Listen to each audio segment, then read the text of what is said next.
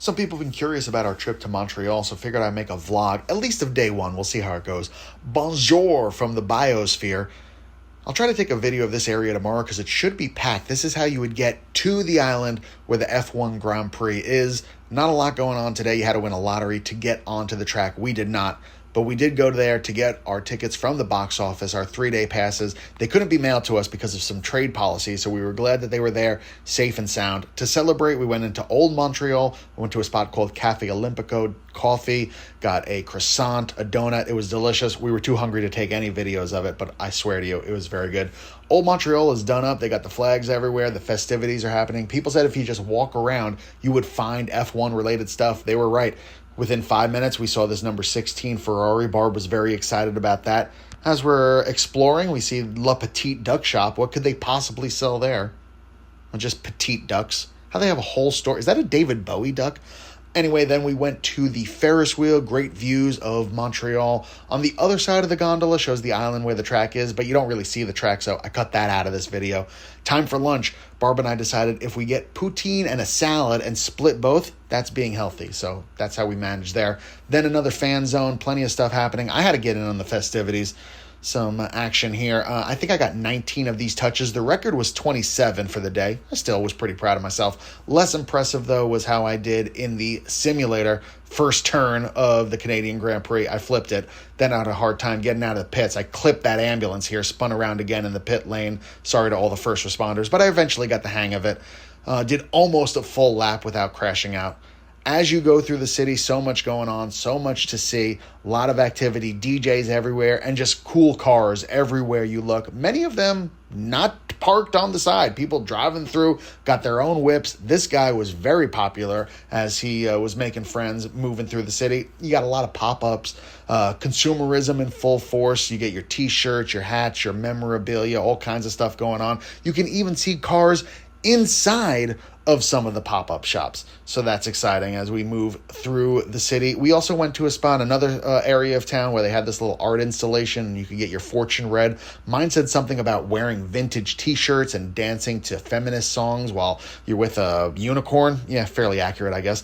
Then here's the world's most obvious speakeasy. And then it was time for dinner. We went to this spot. It is a French word. I can't pronounce it. I'm not going to bother. But it's on somebody's feed, Phil. It is My Wet Chicken, and it was so good. Line literally around the corner, chicken spinning, and then, yes, poutine and a salad under that half chicken. Hopefully we wake up. Mon ami, bonjour from Montreal. It's our first full day of track action, and we're excited as we head to the metro in the morning.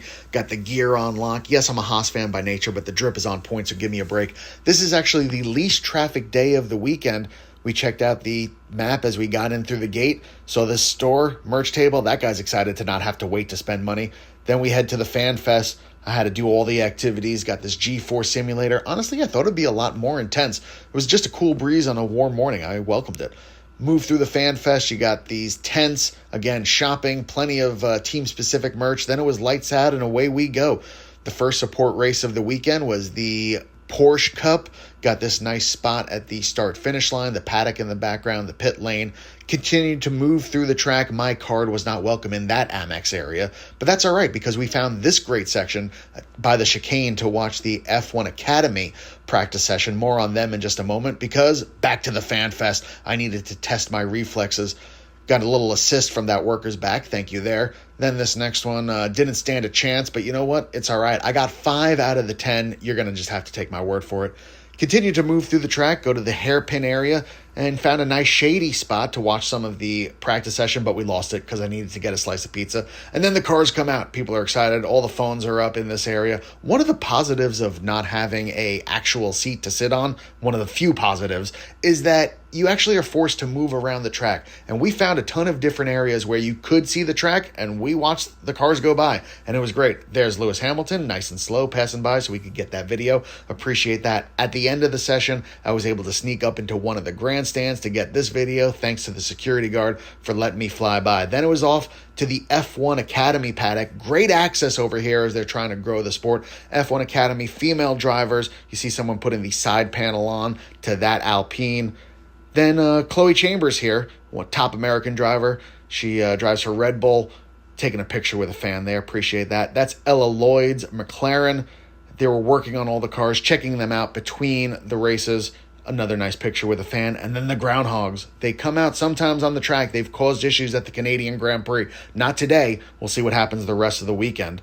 Then back to this grassy knoll for FP2 as the Red Bulls and the McLarens and the Mercedes. That's an Aston Martin.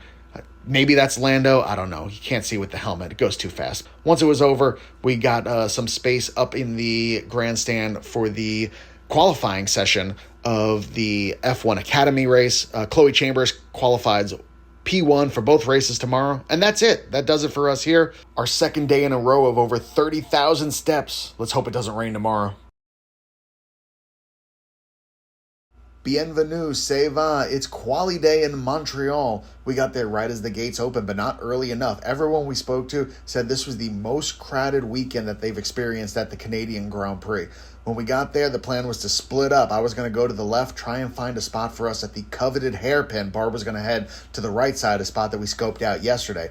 My plan thwarted right away. This is hours before any on-track action, already 3 deep at the wall. All right, not a problem. Grab some healthy breakfast, head over to the spot that Barb peeped out. It's not all Heineken Lights and poutine for your boy. We settle in for the F1 Academy race. During this first race, the safety car came out. People very excited to see the safety car because when you get a safety car restart, you might get some action, and that's exactly what happened here. One car takes the escape route too wide, runs into another. The side panel of that car is not supposed to be up like that. That's incorrect. In the end, Dorian Pond takes the checkered flag for Mercedes. Time for second breakfast. That's called a beaver's tail as we watch the Porsche Cup qualifier. I had to get up and stretch my legs after that, but not a lot of stretching to be done. There's lines everywhere. You're waiting. Lines to cross the bridge.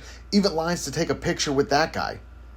I had to take a little detour through the monster party zone. Things were popping over here before we settle back in for free practice number 3 for the F1. There goes Charles Leclerc. Barb's happy about that. A nice thing about the spot that we were in, and props to Barb for finding it, is that you do get some slow footage of these cars coming by because they're letting other cars pass them during free practice. That's nice. Then you get another F1 Academy race. There were 2 races on this day because previously scheduled race in Miami got canceled due to weather. Another safety car, which means another safety car restart. In the end, Kick took the lead in the last lap of the race right there, and they got the victory. Again, shout out to Barb. Everyone behind us, very jealous, except that guy. Good vibes from that guy. Finally, it's time for the main event of Saturday, qualifying. We got these American Express radios so that you could hear some of the track commentary. That was helpful. Haas going by. Both Haas's got into Q2. That was exciting. In the end, George Russell took pole, and Barb was following all the action here on the F1 TV. After qualifying, we decided to make our way to the start-finish line. After we lost this lead blocker, we were salmon swimming upstream trying to get over there. But we made it and found our way into the grandstands for the Porsche Cup. I took about 900 photos before I finally was able to get one with a car zooming by us. Despite having earplugs in, the Porsches were incredibly loud, but Barb doesn't really want to hear what I have to say anyway, so that's fine. Still a line to talk to this guy, but don't worry, I got in there and I got the picture before we finally left the track. Well, eventually. Metro was packed, but they do a good job getting you in and out. Head to the city, went to Schwartz's. Everyone that recommended this place said it was like Katz's in the city, but better, maybe because they have poutine. There's our smoked meat sandwich. Delicious, quite enjoyable. Then a nice little stroll through a cute neighborhood in Montreal. Au revoir. See you on race day. Bonsoir et salut de Circuit Gilles Villeneuve in Montreal. Sorry, we got up at 6:15 this morning feeling a little delirious. What time did these people get up? They were there before us. That, by the way, is a 4-person standing urinal. Very weird, but convenient. Anyway, over 100,000 people through the gates today. If being herded is not your thing, maybe not your place. But we had a great time. We got there earlier than yesterday, but still 3 rows back than where we were the day before. Good spot, though, in the shade, and we got our bagels, got our coffee. I have cream cheese all over my face already. Dude, what are you doing? First race of the day, the Porsche Super Cup. Fairly uneventful race, but that led right into the F1 Academy race, the 3rd race of the day. Ladies doing it for themselves. An enjoyable event. Unfortunately, the race overall was marred by several safety cars, and in only a 17-lap race, hard to get a lot of action underway. At the end of it, we did see Chloe Chambers, the American, take home the checkered flag in the Red Bull. There she goes. Congrats to her, my new best buddy, on winning the race. After that, we did get to see Courtney Crone's Haas being escorted by us after the race. I don't want to talk about it.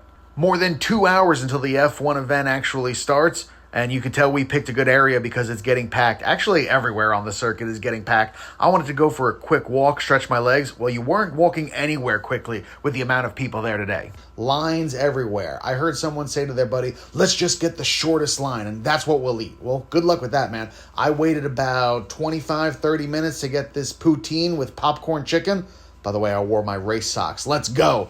Time for the parade. First comes by the Paddock Club. We booed these guys. This is the expensive ticket holders. No thank you. Then here come the drivers. Everyone very excited to see him. Lewis Hamilton getting interviewed there. Some other drivers not paying us much attention. Esteban Ocon waves. Haas for the people. There was also some air show going on. We missed the video. Then it's time for the race. Here they come. Lights out and away we go. I videoed the first few laps of the race just in case something cool would happen. Unfortunately, it did not. But the entire race was awesome. We had been talking about taking this trip for so long. We'd been watching the races on TV. And the weekend overall lived up to every expectation that we had and exceeded it in so many ways. Being in general admission can be tough because unlike folks sitting in the grandstands, you don't have TVs to be able to follow the action. We did have to bust out the F1 TV app to know what was going on during the race, but the real exciting point came after the race was over. Now, someone good at this would say like and follow for more.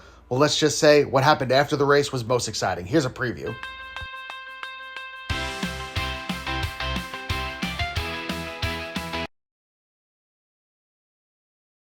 In the last video, I teased some post-race excitement from the Canadian Grand Prix, so here we go. With just about 20 laps remaining, Barb and I decide to pack up our stuff and leave the area we've spent most of the weekend, the exit of Turn 9. We head through the Fan Fest down past the Casino de Montreal, past the back straight to the final chicane, where fans will be allowed on the track once the race has ended. Some folks seem to be leaving already, maybe trying to beat the mad rush at the Metro. The back straight, fastest part of the track. Try not to pull any muscles in your neck as cars are going by at over 200 miles an hour. 5 laps to go, we get to our spot, and then Lando Norris hits his McLaren teammate, and then the wall. His race is over. The race is over. George Russell, your winner under a safety car, and it's a mad dash as they open the gates. There's Lando's car being carted away. I didn't have the presence of mind to take a photo. Good instincts from Barb. I'm moving, trying to get to that start-finish line. I do see the Mercedes first and third place being wheeled by, get a shot of that, and then we're trucking. I'm trying to get to that spot. I'm carrying a backpack, a chair, still moving pretty well. I see Toto Wolff, team principal for Mercedes, being interviewed in their garage, and the head engineer for Mercedes signing some autographs. All these folks in their expensive grandstand seats at the start-finish line, but we're the ones on the track. Probably a good spot to take a photo. Barb is overjoyed. That makes me happy. Here comes Max Verstappen, your reigning drivers champion. He claims second place. And then your race winner, George Russell, a cute little hop, skip, and a jump as he comes across the podium. Congrats to him on the win. They play God Save the King. It's all smiles for the Brit. And then it's time to pop champagne. In third place, Kimi Antonelli, only 18 years old, his first ever podium. But it's Canada. You can drink here. Open up, buddy. Enjoy it. The confetti falls, and that marks the official end of the 2025 Canadian Grand Prix. But if we haven't put in enough steps already, we get the opportunity to walk a good portion of the track. We get to where Lando Norris's car hit the sidewall. Some fans were posing with the tire marks. Barb takes the opportunity to mock them. Nice. Then we get to the exit of the Senna corner, turn 2. Fans taking the side advertisements. If it's not bolted down, someone's walking away with it. We could only go so far before we had to turn around, head back to the start-finish line, but that's not moving. Maybe a good spot to take another photo, I guess. Fans having varying degrees of success trying to climb over the fencing to escape the madhouse. We head over to the Ferrari garage in hopes that Charles Leclerc or Lewis Hamilton would come out. They did not. Then Dazn Espana does a hit in front of the Alpine garage. Fans showing support for the Argentinian Franco Colapinto. We're in the background of this video that got posted on Twitter. Famous. Moving backwards down the track, we get to the final chicane. You see the high curb there and the marks of cars going over it at high speeds all weekend long.